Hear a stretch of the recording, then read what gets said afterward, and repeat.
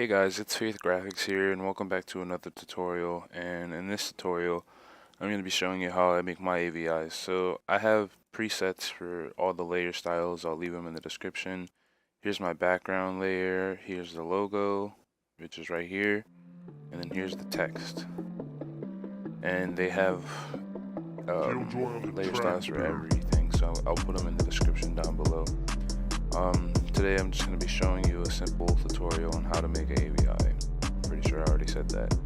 I already have my images here, so if you want to find images, just go look on Google and make sure they're high quality. If not, it's going to look like shit. So I have a picture of where Biggie Smalls used to live, which you'll see right here in a minute.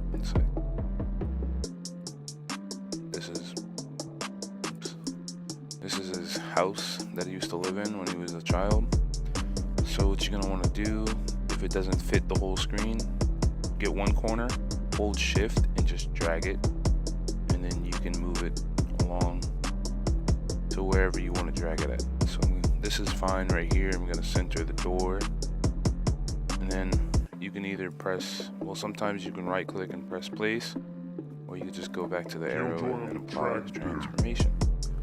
Alright, now that you have that, you can just call this whatever you want. I'm going to just call it tutorial background.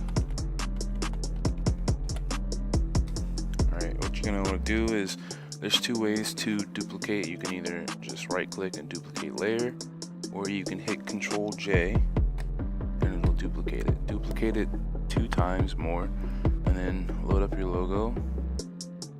And I have face and extrude. Face is the 1D version and extrude is the 2D version. So what you want to do is drag that in front of face and then drag this one in front of extrude and right click, create clipping mask, and then right click again and create clipping mask again. Now the reason why it looks like this is because I have the presets on, so I'm just going to take all of those off real quick. Killjoy on the track, dude. Alright, so you see nothing here. Is because when you mask it, it becomes the image, basically. So what I'm going to do right here is go down to this one, which is where the background is. And it depends on whatever CC you're putting on it, but I usually like to lower it around 30 to 27, so 27 seems fine. So I'm going to close out of that real quick. And then you have this. Alright, so now I'm going to go to blending options, which I'm going to right click, go here. I'm going to turn off all this stuff and just restart from the beginning, because when you load this up, it'll look just like this. So I'm on the 1D version here. So what I'm going to do first, what I do is I go to inner glow, and then I always have this to color dodge. You could put it on anything else, but that's just my preference. Killjoy on the track, dude.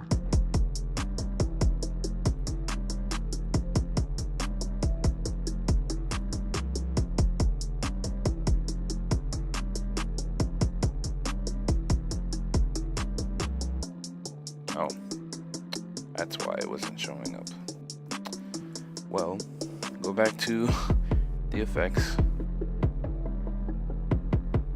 And then you can put stroke on if you want. I'm not going to because I think it looks cleaner without it. You go to inner glow, make sure your opacity doesn't have to be all the way up, but it gives it a nice glow effect. I'm going to leave it around 74. And then you can mess with your choke as well. It kind of just widens like the area. And just leave it at 0. And then the size is like the glow effect, which I'm going to make it like a little highlight, so around like 35. Alright, and then go to Satan. I guess, I don't know how to say that word. I'm assuming it's Satan or Satin. Probably Satin. What this does is it kind of darkens the area around the glow itself. So without the inner glow, the whole area would be dark. So put inner glow on again, and then Satan, I don't know, Satin. You know, you can do this, which will make it all the way black, or you can do this, which doesn't make it at all. Basically what it does, it just gives you a field of view of the dark area around it. Use that, well, that's what I use. And then put stroke on it if you want to get a nice tone around the actual thing. I'm not going to. You press OK, and now you have a layer style. So you can copy the layer style and put it on the extrude layer, or you can go do it on your own again. So there you go. There's your glowing effect around the thing. Now, as I see, the opacity is kind of poopy, so I'm gonna lower it just a little bit more, like that. But what can help you out is if you go to this little half circle right here, you go to curves, you come up with this thing. So I'm gonna drag this all the way up so it affects all of the layers. So it's here in my PSD, so if I click this, everything goes away. This right here, this makes it, you know, darker or lighter. This is like the contrast, and then this makes it like brighter or darker. So you can mess around with these, but I usually keep them around the corners. So this one like goes a little down, and then this one over here goes a little up, which it kind of makes it look like a little S. Just do it until you have like your preference of whatever you're trying to make. So I think this right here looks fine. I'm gonna close out of this, and then this is where it gets interesting. What I'm actually gonna do is I'll go back into the layer style here, and then I'm gonna go in inner glow, and then I'm gonna just change the opacity a little more down right here, so you can still see the logo itself. However, there's still a glow on it. So what I'm gonna do is just change this a little bit, and then I'm going to change this, and then I'm just gonna copy it and paste it onto the other one because I'm lazy as fuck. So there you go, you got a little glow effect still, and it's still popping out. So you have your text next. You can like close all this. Also, I like to be very organized, so like this is my text right here, this is my logo, and then this is the background. So if I exit out of this, you know, and then this is the logo, and then this is the text. So the team for this is called Paradox, but for now I'm just gonna change the text to tutorial because that's what we're doing. So just make sure you have your little T loaded up, and you just highlight over it and change it to whatever you want, but for now I'm just going to change the tutorial. And pretty soon I'll be doing a Chrome text tutorial. This doesn't look really good because I messed up the settings, but the Chrome text should look something like this. Also, I have these Twitch panels up if you'd like to go buy them. I also have some other things up, and I'll put my shop in the description. Alright, so I'm just gonna leave everything how it is. I'll put the layer style in the description also if you want that. For the hard part, I'm probably just gonna choose Biggie out of this, but I have the Tupac and Biggie, or Biggie and Tupac PNG. Well, it's not a PNG, but I'm turning it into a PNG, so hopefully everything works out. So what you want to do is grab this little magic wand right here, and you can raise the tolerance if you want. I'm gonna just keep it at 20. Hopefully everything goes well. It might stir up a little bit. So once you have everything highlighted, you press delete, and then you have a PNG version of Biggie and Tupac. But sorry Tupac, I'm just gonna be using Biggie right now. So you might have a little line over it, but you can just like, what I do is I just erase it, you know. There's other ways of getting rid of it, but yeah, that's just what I do. And if it's too small, you just come up here and do the sizing, and then you have bigger size. So bye Tupac, I'm sorry. I'm gonna erase you from existence again. No offense.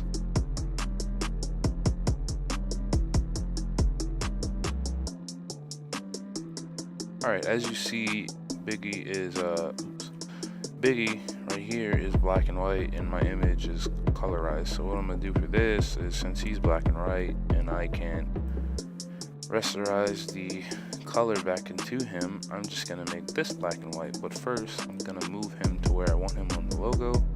So right here is about fine. If you want, you can change the opacity so you can see behind the logo itself and where you want to place it. Probably like right here is fine because I like how it goes on the crescent part.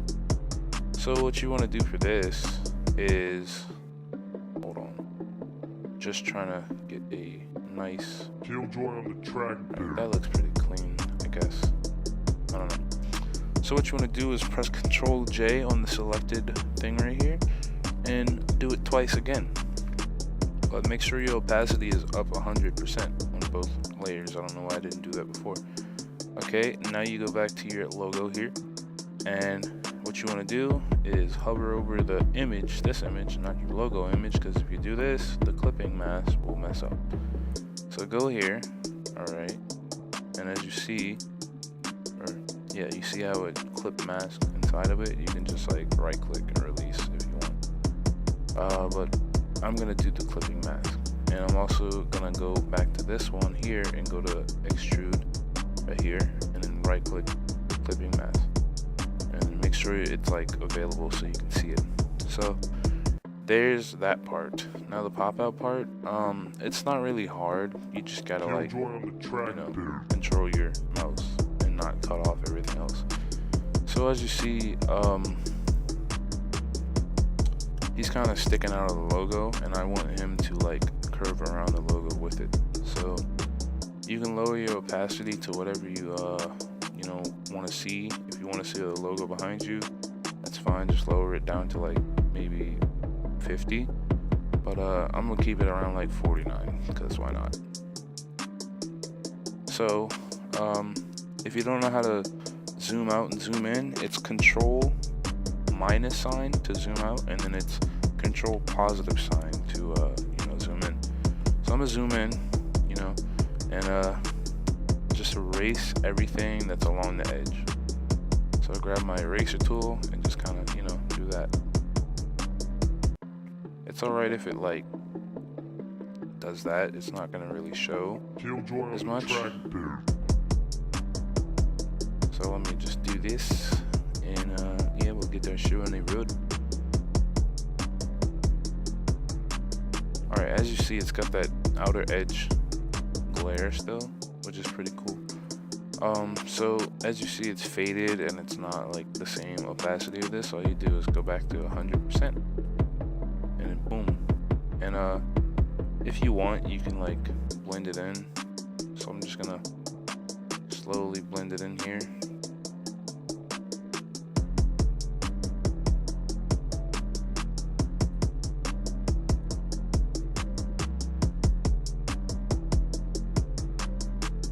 So yeah, zoom out with your minus, and then you have something like this. Now if you want to change the background black and white, I'll show you that, but yeah, here we go. So what I'm gonna just do with this image is go back to my logo and then just put it up there so it's not in the way. So with this, you can delete this. Well, you won't have this, but it was my folder that I had the images in.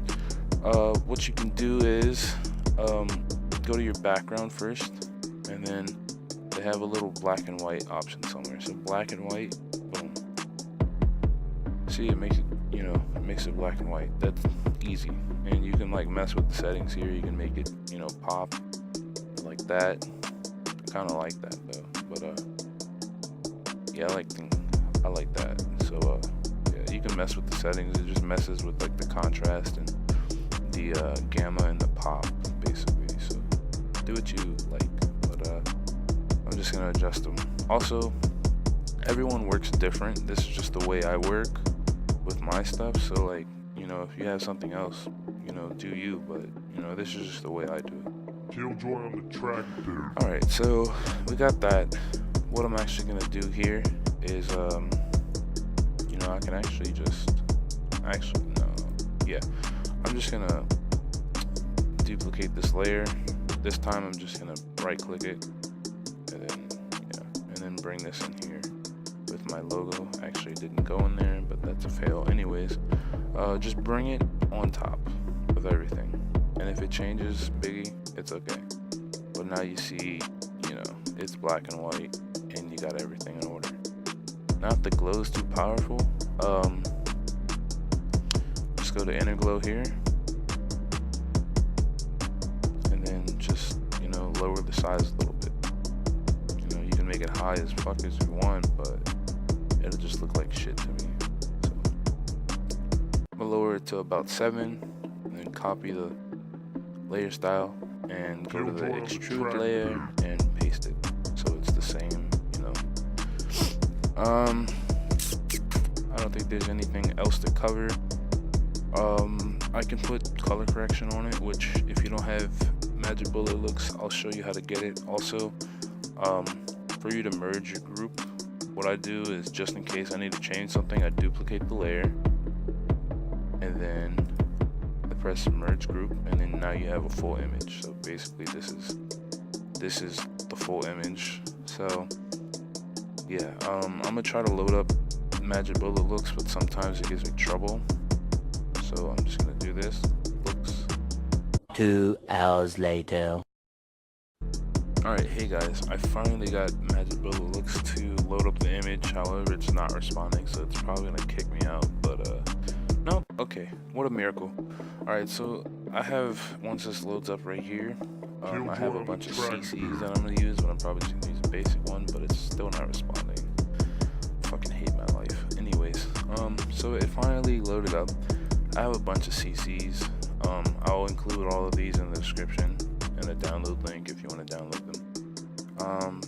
You know, you can use any one that you like, but I have my own taste, so I think this one looks pretty good, except the Chrome one, because that shit looks fucking cringe. But basically what I do is just like whatever like goes with the tone of the AVI itself, which you know, I like that one a lot. I like how it's like old style, except the fucking chroma. I don't know why that's on there. But yeah, that looks nice. But I'm gonna keep looking, you know. So yeah, that's basically all it is for an AVI. Once you get used to it, it's really not that hard. Like, I know there's some people out there that are struggling to, you know, do this or do that, but like, it's really not that hard. So hopefully this AVI tutorial helps you with your creations, and I'll be making more pretty soon, like banner tutorials and Cinema 4D tutorials and Adobe Illustrator tutorials. So I hope you guys enjoyed, and have a nice day or night, whatever, wherever you live. I don't care. I know that you like it like that.